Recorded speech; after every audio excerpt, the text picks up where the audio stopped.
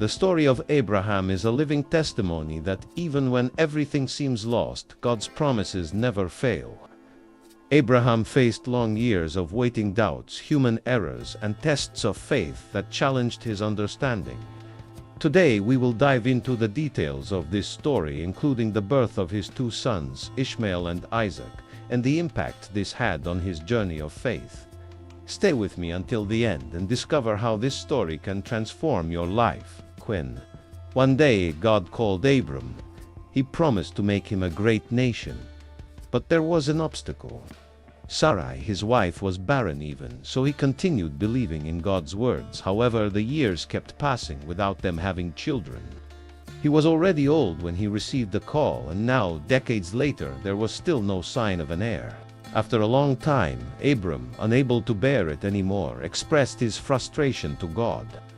"Lord, God, what will you give me since I continue childless? The heir of my house is my oldest servant." God, however, reaffirmed the promise he had made to him.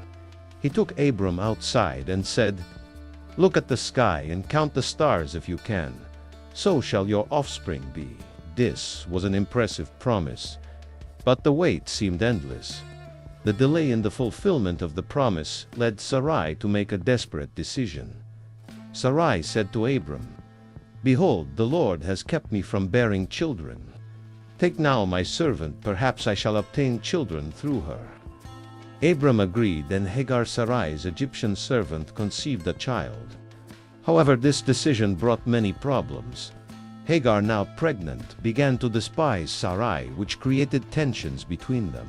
Because after Abram followed Sarai's advice and took Hagar as his wife, Hagar became pregnant. From that moment she began to despise Sarai. This contempt may have arisen because in the culture of that time the ability to bear children was seen as a blessing, and Hagar may have felt superior to Sarai, who was barren. Upset by Hagar's attitude, Sarai turned against Abram and blamed him for the situation. "May the wrong done to me be upon you. I gave my servant to you as your wife. But when she saw that she had conceived, she despised me. May the Lord judge between me and you." Abram replied to Sarai, saying, "Your servant is in your hands. Do as you think best." With this permission, Sarai began to treat Hagar harshly.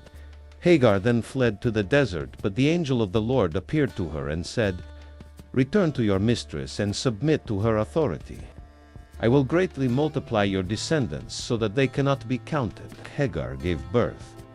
Abram was 86 years old when this happened.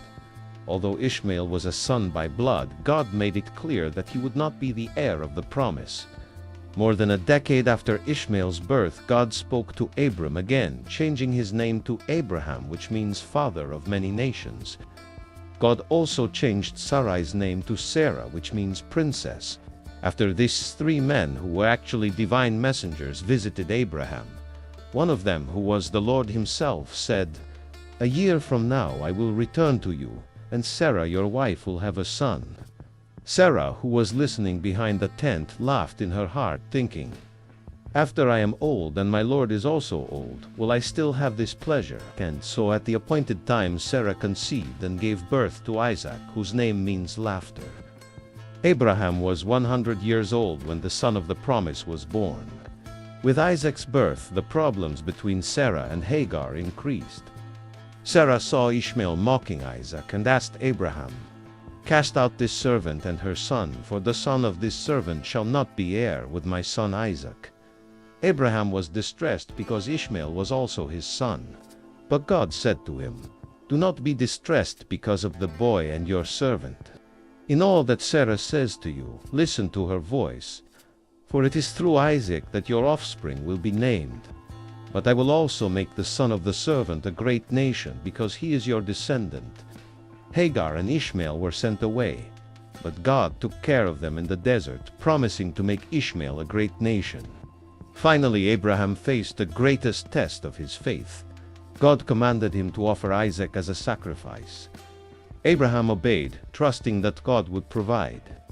At the moment Abraham raised the knife, the angel of the Lord stopped him. Do not lay your hand on the boy or do anything to him, for now I know that you fear God, since you have not withheld your son, your only son, from me." God provided a ram for the sacrifice, and Abraham called that place, "The Lord will provide." The story of Abraham teaches us that faith is not the absence of doubts, but the choice to trust God even when we do not understand His plans. Ishmael and Isaac represent the conflict between human plans and divine purposes, but both were used by God to fulfill His will.